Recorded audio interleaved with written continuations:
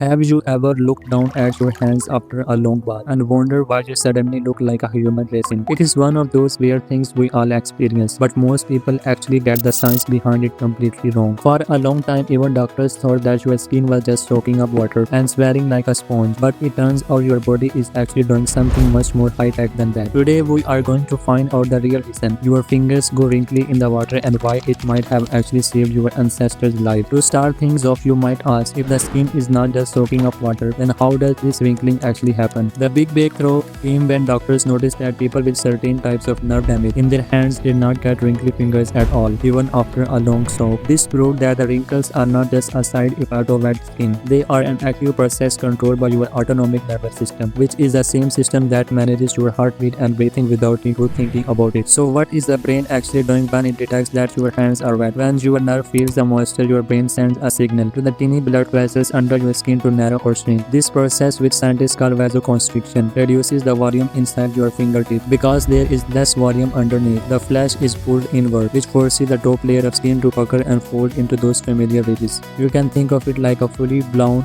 dough that starts to deflect. As the inside gets smaller, the outside surface starts to wrinkle up. This leads to the next big question: why on earth would our bodies to program to do this on purpose? The most popular theory is that these wrinkles are like built-in rain treads on your fingers, just like the treads on car tires or the soles of your favorite sneakers. When you try to grab something wet, a layer of water often gets trapped between your fingers and the object, which can make things very slippery and hard to hold. These wrinkles create a network of channels that allow the water to be squeezed out and away from the point of contact, giving you a much better grip. Does this extra grip actually make a difference in real life? To test this, researchers had people move wet marbles from one container to another, and they found that people with wrinkled fingers were about 12% faster at a task than those with dry, smooth hands. This suggests that back in the day, having prone finger was a major advantage for our ancestors when they needed to gather food from wet plants, catch slippery fish, or even keeping their footing when walking on wet rocks in the rain. But wait, if having a wrinkly finger is such a great superpower for gripping things, why are not our hands wrinkled all the time? Scientists believe that there is a trade-off because those wrinkles might make our fingertips less sensitive to touch. Also, being permanently wrinkled could make the skin more prone to damage or getting cast on things, so your body only switches on this wet grip mode when it absolutely needs it. It is a pretty incredible example of how the human body was adapted to survive in the world around us.